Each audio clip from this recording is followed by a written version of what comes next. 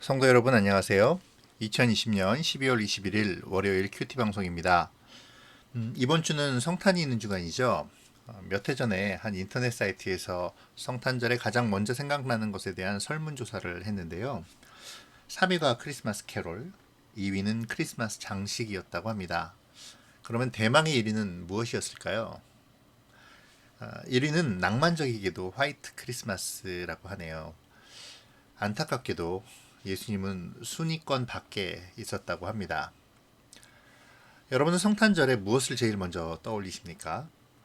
혹시 세상 가치관에 휩싸여서 화려한 조명과 흥겨운 음악, 즐거운 파티, 낭만적인 데이트, 이런 것만 마음속에 가득 차 있지는 않으시겠죠?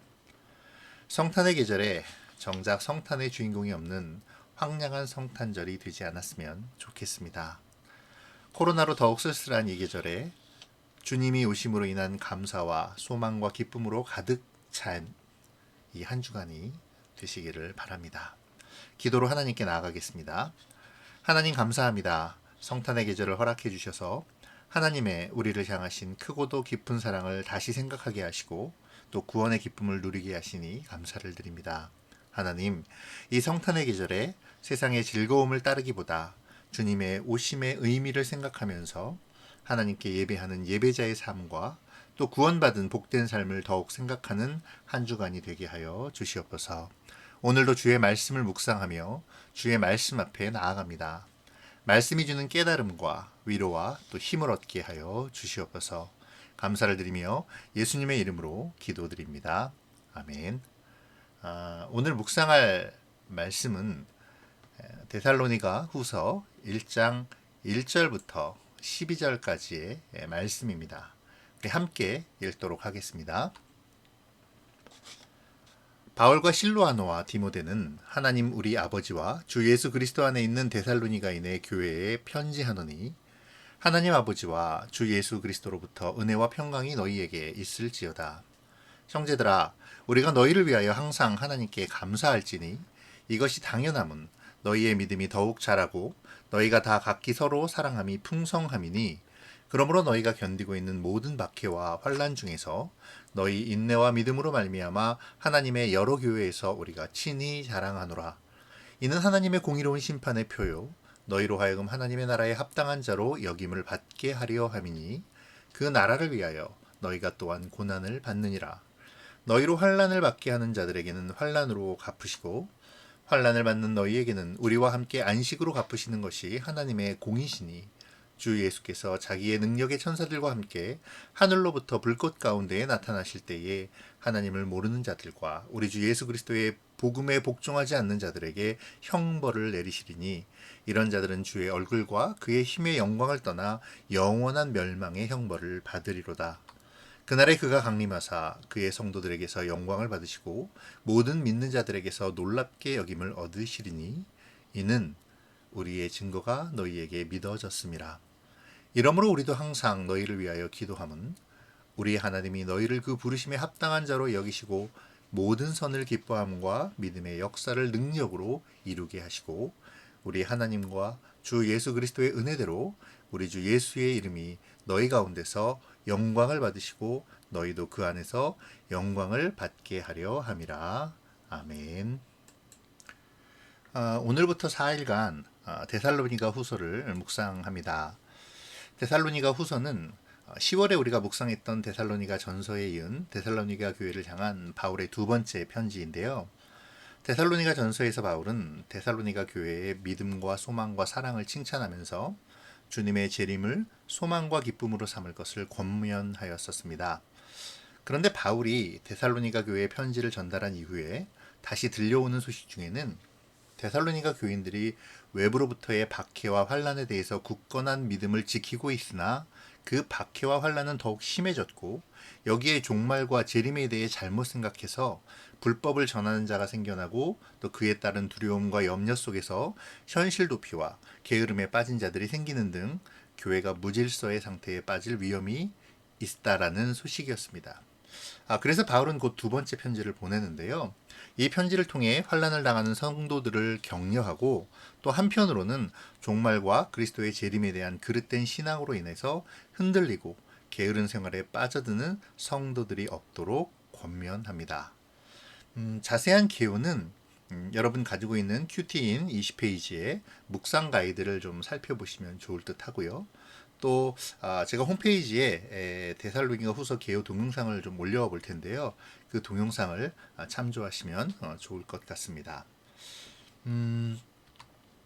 바울은 먼저 박해와 환난 가운데서도 계속해서 자라는 믿음과 사랑에 대하여 하나님께 감사를 드립니다. 하나님께 감사한 이유는 바로 믿음이 자라나고 사랑이 풍성해졌기 때문인데요. 바울이 데살로니가 교인들에게 두 번째 편지를 쓸 당시에 데살로니가 교인들은 심해지는 박해와 환난 가운데서도 믿음에 굳게 서 있었다는 것이죠. 뿐만 아니라 그 믿음이 더욱 성장하고 있었습니다. 이러한 것에 바울은 하나님께 감사를 드리는 것이죠. 믿음의 자랑은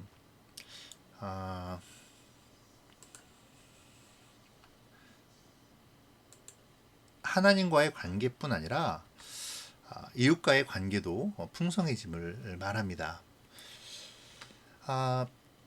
바울은 이 믿음의 진보를 이루고 있는 데살로니가 교인에게 믿는 자가 당하는 환난에 대해서 설명합니다. 어쩌면 바울은 데살로니가 교회가 핍박을 받는 사실에 대해 많은 안타까움을 가지고 있었는지도 모르겠습니다.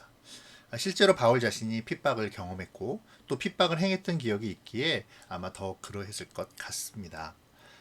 바울은 핍박이 하나님의 공의로운 심판의 표라고 말하면서 핍박받는 데살로니가 교인이 하나님 나라에 합당한 자로 여김을 받게 될 것이라고 격려합니다.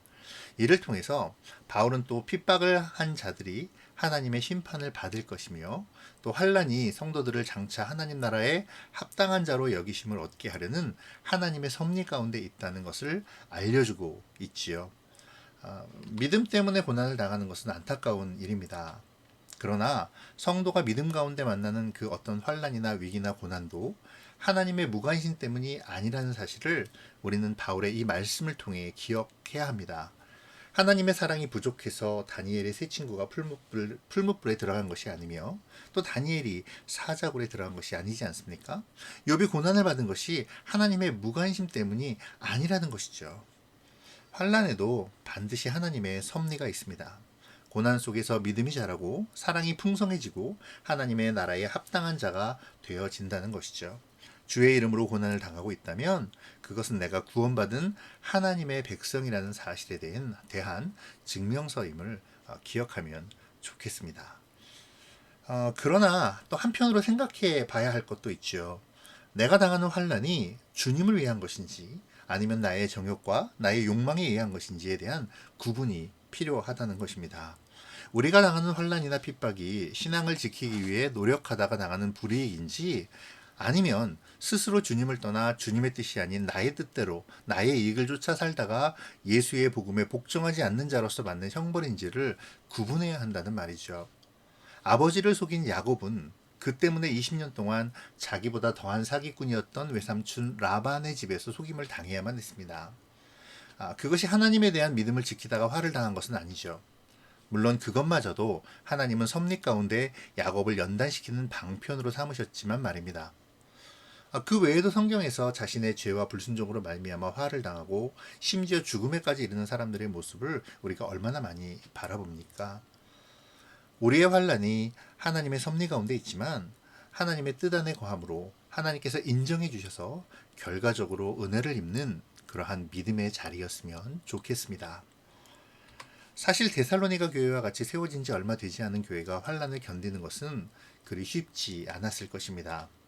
그래서 바울은 첫 번째 편지, 곧 데살로니가 전서에서 강조했던 주님이 다시 오실 것을 상기시키며 그날이 두렵고 떨리는 날이 아니라 우리를 하나님 나라에 합당한 자로 인정해 주시고 또 핍박자들에게 심판을 내리시는 날로 또 우리가 기뻐 주님을 찬양하며 영광을 돌리는 그러한 기쁜 날이 될 것임을 강조합니다.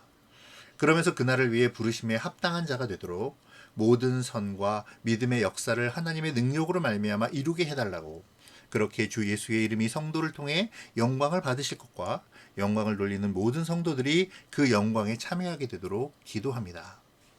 결국 부르심에 합당한 자란 하나님을 의지하며 하나님의 능력으로 선을 행하며 하나님의 역사를 이뤄가는 사람을 말합니다. 그런 사람이 그리스도의 영광에 참여하게 될 것입니다. 오늘 이 바울의 마지막 기도를 바라보면서 우리의 기도 제목을 좀 생각해 보면 좋겠습니다. 우리의 기도 제목은 무엇입니까?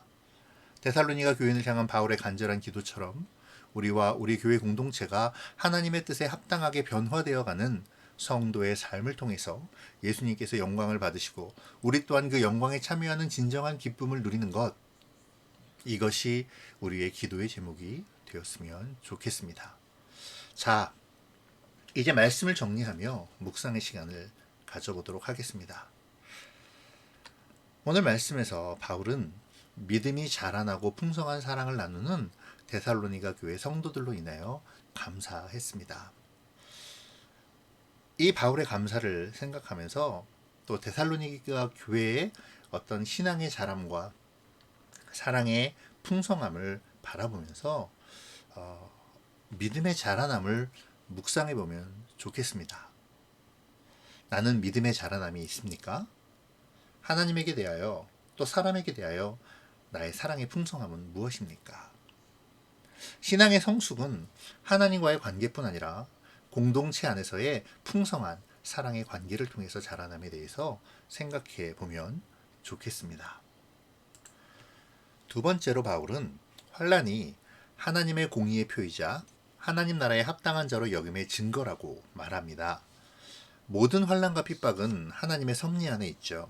그것이 하나님의 의를 위하여 받는 믿음이 자라고 사랑이 풍성해지는 은혜의 씨앗이 되는 것이든 나의 욕심과 이익을 쫓느라 예수의 복음에 복종하지 않음으로 받는 형벌이든 간에 말이죠. 지금 내가 받는 고난이나 어려움이 있습니까? 그 고난에 대하여 묵상해 보면 좋겠습니다. 나의 고난은 하나님의 의를 위해 받는 궁극적으로 나에게 유익이 되는 고난입니까? 지금 나는 당장의 이익과 즐거움을 위해 믿음의 경주를 잠시 내려놓고 있지는 않습니까? 특별히 코로나19로 말미암아 어려움 가운데 우리가 있는데요. 이 어려움 속에서 우리가 나아가야 할 바를 좀 묵상해 보면 또 좋을 것 같습니다. 바울은 세 번째로 환난 속에 있는 성도들에게 주님이 다시 오실 그날이 올 것임을 격려하며 또 부르심에 합당한 자로 서기를 기도합니다.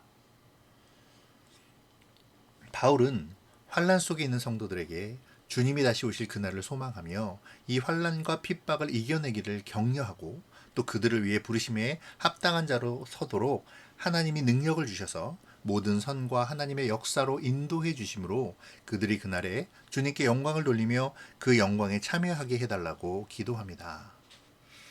이 기도를 바라보면서 부르심에 합당히 선다는 것에 대하여 한번 묵상해 보면 좋을 것 같습니다. 나는 어떻게 부르심에 합당히 서도록 하시는 그 하나님의 능력을 얻을 수 있을까요? 나는 나의 부르심을 위해 기도하고 있습니까? 어떻게 우리가 환난과 고난을 이길 수 있을까요? 오늘도 말씀을 가까이 하는 가운데 하나님의 부르심에 합당한 삶을 살아가기를 소원하며 하나님의 능력을 힘입기를 소망하는 그러한 믿음의 날을 살아가는 여러분들이 되시기를 바랍니다. 기도로 마치겠습니다. 사랑의 하나님, 우리를 주의 자녀로 불러주심을 감사드립니다. 언제나 우리의 삶이 부르심에 합당한 삶이 되도록 힘과 능력을 허락하여 주시옵소서. 그리함으로 우리 삶 속에서 주님의 영광을 드러내며 주의 영광에 참여하는 기쁨을 누리게 하시어 환난과 어려움 가운데서도 주님께 소망을 두는 복된 삶을 살아가도록 인도하여 주시옵소서. 감사를 드리며 예수님의 이름으로 기도드립니다. 아멘.